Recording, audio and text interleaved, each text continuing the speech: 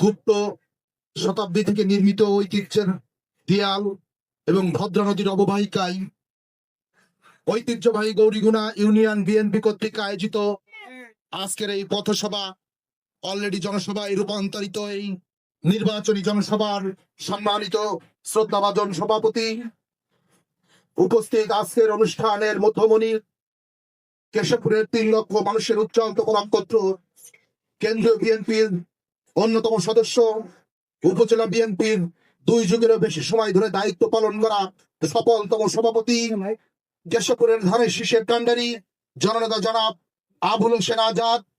উপস্থিত আছেন আমাদের উপজেলা বিএনপির সহসভাপতি, 4 দশক ধরে সদর ইউনিয়নের নির্বাচিত জনপ্রিয় চেয়ারম্যান জননেতা জনাব আলাউদ্দিন আওয়াজ সহ আমার সামনে উপবিষ্ট সুবিধা বঞ্চিত মেহনতি মানুষের এক অংশ, সবাইকে আমার প্রাণ প্রিয় সংগঠন বাংলাদেশ জাতীয়তাবাদী দল কেশবপুর উপজেলা শাখার পক্ষ থেকে জানাই বিপ্লবী অভিনন্দন এবং রক্তিম শুভেচ্ছা।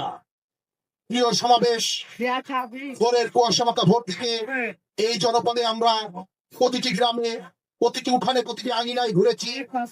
প্রতিটি মানুষের কাছে, প্রতিটি মা বোনদের কাছে যে স্বতঃস্ফূর্ত সাড়া পেয়েছি, সেই সাড়া ভূমিধস বিজয়ের রূপান্তরিত হয়েছে।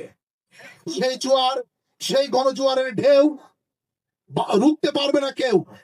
এদেশের স্বাধীনতা বিরোধী সকল ষড়যন্ত্রের অগ্রণী নায়ক, এদেশীয় দোষক রাজাকার আলবদর এবং আলসাউস বাহিনী এই গণজোয়ারের ঢেউকে রুখতে পারবে না।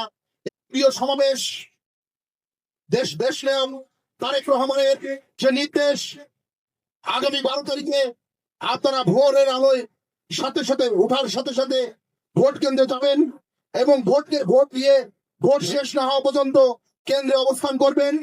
এই প্রত্যাশা এবং এই উচ্চাসা রেখে শেষ করছি। আল্লাহ হাফেজ। বাংলাদেশ জিন্দাবাদ।